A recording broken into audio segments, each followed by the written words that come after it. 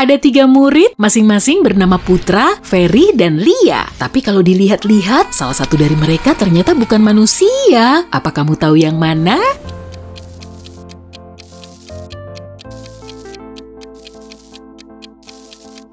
Ferry, dia nggak punya bayangan.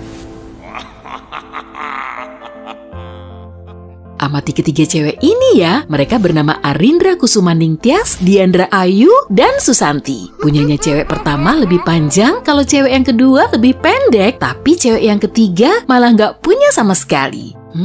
Ini ngomongin apa sih?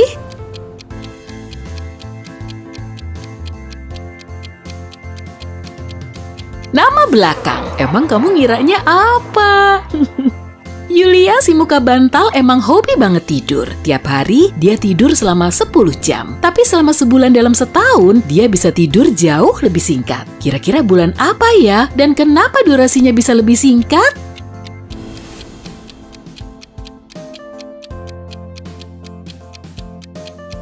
Bulan Februari. Jumlah hari di bulan Februari cuma ada 28 atau 29. Jadi malam harinya juga pasti lebih sedikit. Andi dan Kemal kemah bareng di tengah hutan. Tapi seminggu kemudian, Andi malah lapor polisi. Dia bilang Kemal telah membawanya jauh ke tengah hutan. Dan saat dia tertidur, temannya itu malah ninggalin dia sendirian. Lalu Andi harus muter-muter di situ selama seminggu sampai nemu pemukiman. Dia segera melaporkan insiden ini ke pihak berwajib. Tapi Kemal menyangkal semua tuduhan Andi karena menurutnya mereka pulang kemah bareng-bareng. Siapa yang udah bohong?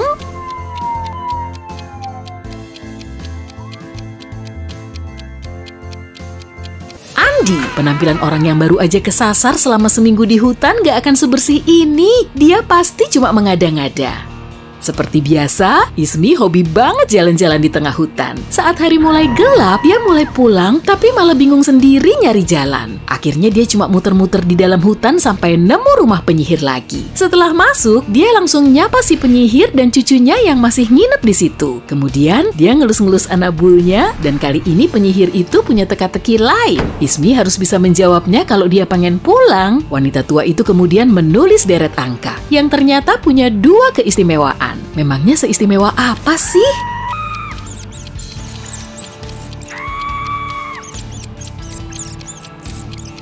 Deret itu terdiri dari semua angka dan semua angkanya disusun sesuai urutan abjad. Bu Christine tiba-tiba pingsan saat dia mau ke bank. Citra kebetulan sedang lewat saat dia melihat wanita terkulai pingsan di sisi jalan. Citra kemudian menghubungi ambulans dan polisi dan Bu Christine segera sadar. Tapi ternyata seseorang telah mencuri uangnya. Dan tak lama kemudian polisi menetapkan 3 tersangka, yaitu Citra dan 2 pejalan lain yang bernama Tio dan Muksin. Siapa pencurinya?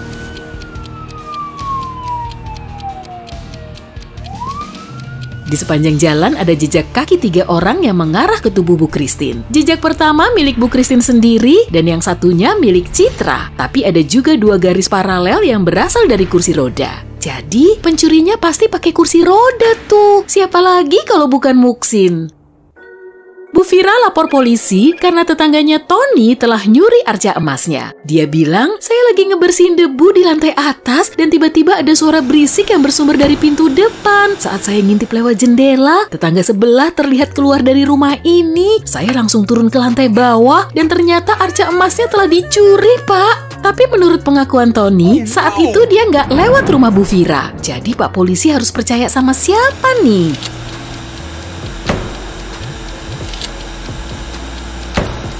Sama Tony dong. Suara vacuum cleaner sangat berisik, jadi Bu Vira nggak akan mungkin bisa mendengar suara di pintu depan dari lantai atas.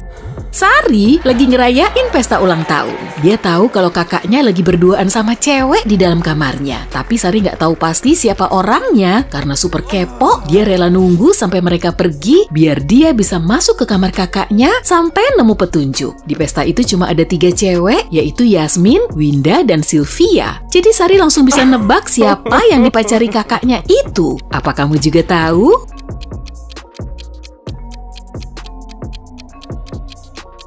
Sylvia, lihat aja tuh, di kamar kakaknya ada jaket. Sylvia juga memakainya saat ikut pesta. Dari sejumlah foto berikut, cari semua keanehannya ya. Kamu udah siap? Langsung aja kita mulai dari foto pertama.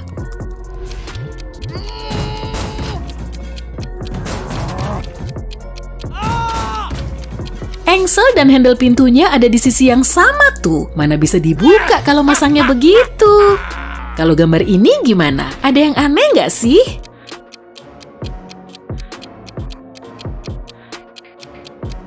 Cewek ini nggak pakai kalung, tapi di dalam cermin ada gambar kalungnya. Gimana dengan gambar ini?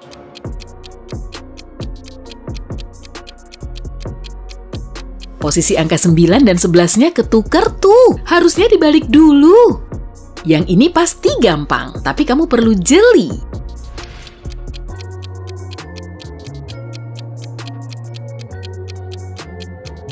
Betul, nggak ada lampu merahnya.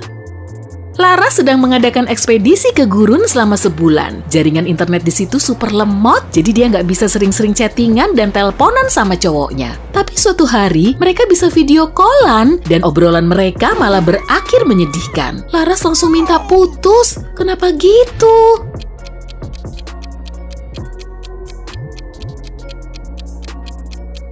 Kamu perlu ngelihat detail di belakang tuh. Kelihatan banget sih kalau cowok Laras lagi dinner sama cewek lain. Gelasnya ada 2 dan di salah satu bibir gelasnya ada bekas lipstik.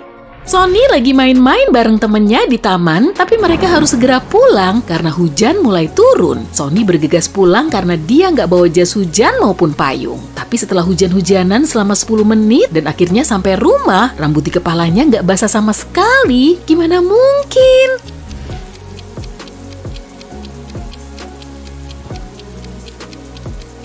Sonny gundul.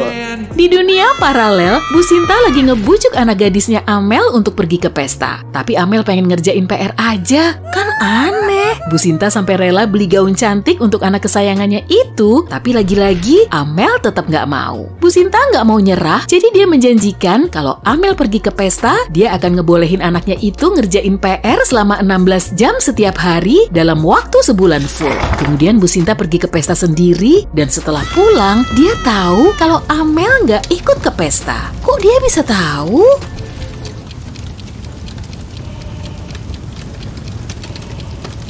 Gaun baru Amel masih ditempeli label harga, berarti dia belum memakainya.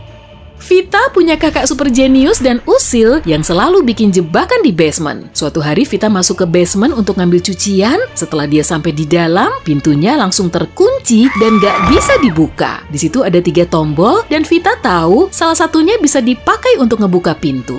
Tapi 2 tombol lain bisa menyetrumnya. Untung kakaknya masih mau nolongin dengan ngasih petunjuk. Tombol mana yang harus Vita pilih agar dia bisa keluar dari situ? Kalau semua hurufnya disusun dengan benar, kamu akan melihat tulisan tombol ungu. Berarti tombol yang ini. Bu Hesti datang ke kantor polisi untuk minta mereka ngecekin suaminya, Pak Hendra. Dia bilang suaminya ada di kantornya saat dia menelepon. Tapi tiba-tiba dia mendengar suara orang jatuh yang diduga sebagai suaminya. Dan sekitar 10 detik kemudian, dia menutup telepon tanpa bilang apa-apa. Bu Hesti meneleponnya lagi, lalu datang ke kantornya, tapi Pak Hendra nggak membukakan pintu. Petugas segera datang ke TKP dan melihat pria itu sudah pingsan. Dia tahu Pak Hendra nggak sendirian di situ saat insiden tersebut terjadi. Kenapa gitu?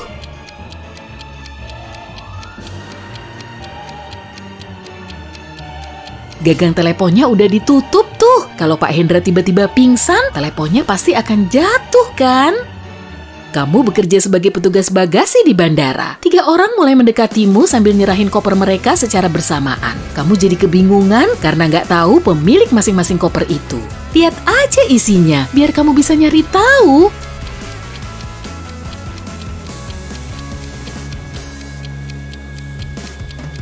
Di situ cuma ada 1 cewek, jadi koper yang berisi gaun ini kemungkinan milik dia. Cowok yang punya gangguan penglihatan ini nggak perlu cermin, berarti koper ini milik pria botak. Dan pria botak ini nggak perlu sisir, jadi koper ini pasti milik cowok yang satunya. Lily pengen banget melihara kucing, tapi mamanya selalu melarang. Suatu hari, cewek itu nemu kucing di jalan, lalu membawanya pulang. Kalau ketahuan mamanya, pasti kucing itu akan dibawa ke tempat penampungan. Jadi dia mau ngumpetin si Anabul aja deh. Tapi saat wanita itu masuk ke kamar Lily, dia tahu kalau di situ ada kucing. Gimana caranya?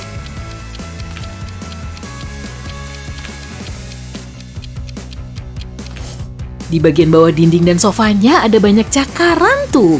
Bu Yuni harus kerja shift malam, putrinya Erna pengen ngajak temennya nginep di rumah. Tapi Bu Yuni nggak mengizinkan karena besok dia harus sekolah. Sesampainya di rumah, Bu Yuni tahu kalau Erna udah ngajak temennya main ke rumah. Gimana dia bisa tahu ya?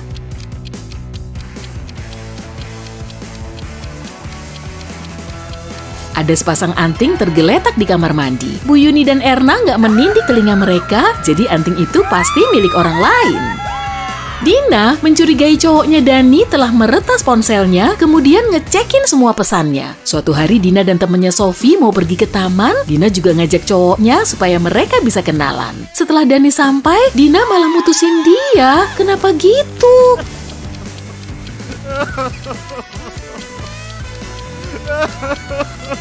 Dina nggak ngasih tahu kapan mereka mau ketemuan. Tapi Dani udah datang tepat waktu. Akhirnya Dina bisa yakin kalau Dani memang suka ngecekin semua pesannya. Duo sahabat Nina dan Carla mau piknik bareng di musim libur panjang. Tapi nenek Carla jatuh sakit dan Carla harus pergi keluar kota selama liburan untuk nemenin neneknya. Nina jadi kangen berat sama sahabatnya itu. Makanya dia sering lewat rumah Carla. Setelah beberapa minggu, Nina tahu kalau Carla udah bohong soal neneknya yang sakit. Padahal dia cuma di rumah aja tuh. Gimana Nina bisa tahu ya?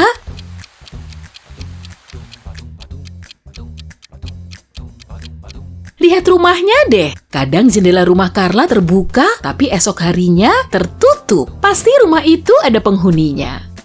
Pak Yoga seorang pengusaha sukses yang tinggal di rumah mewah. Suatu hari kakaknya datang berkunjung. Dan esok harinya Pak Yoga lapor polisi karena salah satu koleksi piala emasnya telah dicuri. Orang lain di rumah itu hanyalah kakak Pak Yoga. Jadi pasti dia pencurinya kan? Tapi polisi nggak percaya dengan keterangan Pak Yoga. Kenapa gitu?